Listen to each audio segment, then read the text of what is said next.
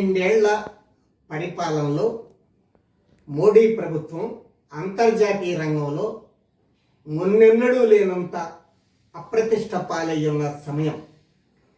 ఇజ్రాయెల్ని పితృదేశంగా భావించి భారత ప్రజల మిత్రదేశమైన ఇరాన్ని శత్రుదేశంగా భావించి భారత ప్రజలకి శత్రువుగా భావిస్తున్నటువంటి ఇరాన్కి పితృదేశ హోదా కల్పించి 40 రోజుల యుద్ధ గమనంలో మోడీ ప్రభుత్వం చాలా రాజకీయంగా పతనమైంది. ఏ మధ్యవర్తిత్వ పాత్ర కాదు కదా, ఏ పాత్ర పోషించలేని స్థాయికి వెళ్ళింది ప్రపంచంలో అత్యధిక జనాభా కలిగిన భారతదేశ ప్రభుత్వం. ఇలాంటి స్థితిలో తన అంతర్గత కుట్రల్ని కూడా మరో రూపంలో కొత్త రూపాల్లోకి మార్చుకోవాల్సిన అవసరానికి నెట్టబడింది. ఇవాళ ఓటర్ల దగ్గరికి వెళ్ళి ఈ రాష్ట్రాల ఎన్నికల్లో అంతర్జాతీయంగా మోడీ ఇది సాధించాడని చెప్పి బీజేపీ కార్యకర్తలు కానీ ప్రచారకులు కానీ చెప్పగలిగే పరిస్థితి లేదు. ఒకనాడు అంతర్జాతీయంగా మా మోడీ ప్రభుత్వం ఇలా చేసింది అలా చేసింది, నెహ్రూ, మన్మోహన్ సింగ్, ఇందిరాగాంధీలు ఎవరూ చేయనన్ని దేశాలు పర్యటనలు చేసి చాలా అంతర్జాతీయ రంగంలో ఖ్యాతిని గడించిందని చెప్పుకునే పరిస్థితి వాళ్ళు లేదు. ఓ రకంగా ఒక చిన్న ఎల్పిజి గ్యాస్ సంక్షోభం, వంటగది సంక్షోభంతో దేశ ప్రజల్లో అప్రతిష్ట పాలైంది. ఓడిపోబోతున్న ట్రంప్, నెతన్యాహు నౌకలో ఎక్కి మూడో మనిషిగా ఎక్కి అప్రకటిత స్లీపింగ్ పార్ట్నర్గా యుద్ధ కూటమిలో చేరి ఇవాళ ప్రపంచంలో కూడా అపఖ్యాతి పాలైంది. అలాంటి పరిస్థితుల్లో వాళ్ళు ఇప్పటిదాకా అనుసరించినటువంటి బయట పుల్వామా నుంచి పహల్గామ్ లాంటి రక్తశక్త కుట్రలు ఏదైతే ఉపయోగించుకోవడానికి ఓటర్లను ప్రభావితం చేయడానికి ప్రయత్నం చేసిందో వాటి స్థానంలో రక్తరహిత కుట్రలకి వేదికగా పార్లమెంటును మార్చుకున్నది. వాస్తవానికి 2025 సెప్టెంబర్ 27 ఆర్ఎస్ఎస్ పుట్టి 100 ఏళ్ళు అయిన సందర్భంగానే కొత్త పార్లమెంట్లో కొత్త పద్ధతిలో పరిపాలన చేయాలి ఫాసిస్టు రాజ్య వ్యవస్థ ద్వారా అనుకున్నది. 2014లో అధికారానికి వచ్చాక ఊహించుకున్నది. అది సాధ్యం కాలేదు. భారతదేశ ప్రజల ప్రతిఘటన లేదా అసమ్మతి లేదా నిరసనల మధ్యలో తాను ఆశించిన విధంగా సాధ్యం కాలేదు. డిలిమిటేషను చట్టాన్ని తేలేకపోయింది. తాను అనుకున్నట్టుగా సరిది తను అనుకున్నట్టుగా పూర్తి స్థాయిలో ఇప్పటిదాకా తేలేకపోయింది. అవన్నీ తీసుకొచ్చి తాను అనుకున్న పద్ధతిలో ఫాసిస్ట్ రాజ్య వ్యవస్థని 2025 నుంచి తెద్దామనుకుంది, చేయలేకపోయింది. చాలా నిరాశ, నిస్పృహ, అసహనాలతో ఉంది వాడ వాస్తవానికి బీజేపీ. ఆ అసహనాల యొక్క ఫలితమే నిన్న మొన్న దాన్ని కృత్రిమంగా కుట్రలు పన్నినటువంటి పద్ధతి. నిజానికి ఇవాళ వాళ్ళు పడుతున్న పాట్లు చూస్తే, మోడీ, అమిత్ షా దగ్గర నుంచి బీజేపీ నాయకులందరూ పడుతున్న పాట్లు చూస్తే చాలా స్పష్టంగా వాళ్ళ అసహనం కనిపిస్తూ ఉంది. వాస్తవానికి తమంతట తాము మహిళా చట్టాన్ని అమలు చేయకూడదని వాళ్ళు అనుకున్నారు కనుక అమలు చేయకూడని లక్ష్యాన్ని నెరవేర్చుకోవడానికి వాళ్ళు నిన్న పార్లమెంట్ వేదికను ఉపయోగించారు. పైగా కార్పొరేట్ మీడియా సహకారంతో మహిళా వ్యతిరేకులు తాము మహిళా అనుకూలురైనట్టు తమ ప్రత్యర్థులు అని వ్యతిరేకించిన వాళ్ళు మహిళా అనుకూలు అని చెబుతున్నారు. ఇక్కడ ఇవన్నీ కూడా యూట్యూబ్ ఛానళ్ళు, ప్రగతిశీల, వామపక్ష విశ్లేషకులు చాలా విషయాలు చెప్పారు. వాటిలోకి నేను వెళ్ళలేదు. కానీ వాస్తవానికి వాళ్ళ బీజేపీ ఏటికి ఎదురెత్తుంది ప్రజాభిప్రాయంకి వ్యతిరేకంగా. 2011లో ఇంకా 3 సంవత్సరాలకి గెలుస్తామనంగా ఆ రోజున అవినీతి సమస్య మీద అన్నా హజారేని ముందు పెట్టి ఢిల్లీ కేంద్రంగా దేశవ్యాప్తంగా కార్పొరేట్ మీడియా ప్రజాభిప్రాయాన్ని మార్చింది బీజేపీకి అనుకూలంగా. అదేవిధంగా 2 ఏళ్ల ముందు అధికారానికి రావడానికి నిర్భయ కేసు వచ్చినప్పుడు 2012లో లక్షల మందిని ఢిల్లీలో వేదిక సమీకరించి పెద్ద ఎత్తున దేశవ్యాప్తంగా అదొక ప్రభంజనం సృష్టించగలిగింది. అవన్నీ కూడా మోడీ అధికారానికి రావడానికి ప్రజాభిప్రాయంగా మార్చగలిగింది కార్పొరేట్ వ్యవస్థ.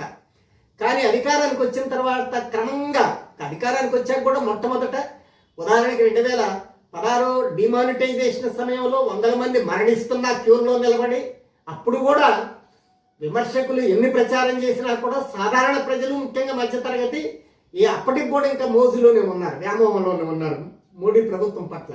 2017 జూలై 1న జిఎస్టీ ప్రవేశపెట్టినప్పుడు అది గొప్ప సంస్కరణ, పన్నుల్లో మంచి సంస్కరణ, ఎగవేతదారులకి అది శిక్షించేదని ప్రజలు అనుకున్నారు. క్రమంగా అర్థమవుతున్న పరిస్థితుల్లో అనివార్యంగా రక్తశక్త కుట్రలకి పుల్వామా నుంచి పహల్గామ్ వరకు పన్నాల్సిన పరిస్థితి వాళ్ళకి ఏర్పడింది. ఇవాళ పార్లమెంట్లోనే రక్తశక్త కుట్రల వేదికగా మార్చింది. స్టేజ్ మేనేజ్మెంట్స్ ఫాసిస్టులకి చాలా అలవాటు. అది ఎక్కడ మనం జర్మనీలో చూసాం, ఇటలీలో చూసాం, జపాన్లో చూసాం, ఇప్పుడు ఇక్కడ భారతదేశంలో కూడా చూస్తున్నాం. అందుకనే ఈ స్టేజ్ మేనేజ్మెంట్స్ అంటే స్టేజ్ కూస్ ఏదైతే ఉన్నాయో అవి పార్లమెంట్లో కూడా చేరింది. నిన్న మొన్నటిగా అది ఒక స్టేజ్ కూ లాంటిది ఒక రకంగా చెప్పాలంటే. కాకపోతే అది శాంతియుతంగా జరిగిన స్టేజ్ కూస్. పహల్గామా, పుల్వామాలు రక్తసిక్తమైనటువంటి స్టేజ్ కూస్ అయితే ఇక్కడ రక్తం చుక్కగారకుండా చేసినటువంటి స్టేజ్ కూ. ఈ పరిస్థితులు దేన్ని తెలియజేస్తున్నాయంటే మోడీ ప్రభుత్వం ఏటికి ఎదిరిస్తుంది ప్రజాభిప్రాయానికని. ఇవాళ వాస్తవానికి డీలిమిటేషన్. ఇవాళ ఇక్కడ ఒక అభిప్రాయం ఉంది, ఉత్తరాదంతా ఆర్ఎస్ఎస్ కంచుకోట్లు, బీజేపీ కంచుకోట్లు అయినట్టుగా, దక్షిణాది మాత్రమే బీజేపీకి వ్యతిరేకమైనట్టుగా.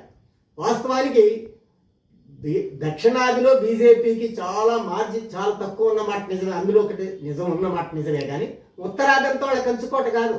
ఇవాళ ఉత్తరాది మొన్న జరిగిన ఎన్నికల్లో 2024 జరిగిన జనరల్ ఎన్నికల్లో ఎక్కడైనా కాస్త వెనకతట్టు ఉందంటే మొన్న అనుకున్న అంచనాలు ఫెయిల్ అయిన విఫలమైన బీజేపీకి సీట్లు రావడంలో అంటే ఉత్తరాది రాష్ట్రంలోనే. ఇంకా నిజం చెప్పాలంటే విస్తరణ స్వభావం ఏదైనా ఉందంటే మన దక్షిణాదిలో ఎంతో కొంత విస్తరణ స్వభావం ఉంది బీజేపీకి. కానీ ఉత్తరాదిని లేదు. ఉత్తరాదంతో వాళ్ళు కంచుకోవటం కాదు, వాళ్ళు జాగీరేం కాదు. ఇవాళ ఉత్తరాదినే పెద్ద ఎత్తున ఆందోళన జరుగుతున్నాయి. ఇవాళ కార్మిక పోరాటాల వెలుగులన్నీ కూడా ఉత్తరాదిలో బీజేపీ పాలిత రాష్ట్రంలోనే వస్తున్నాయి.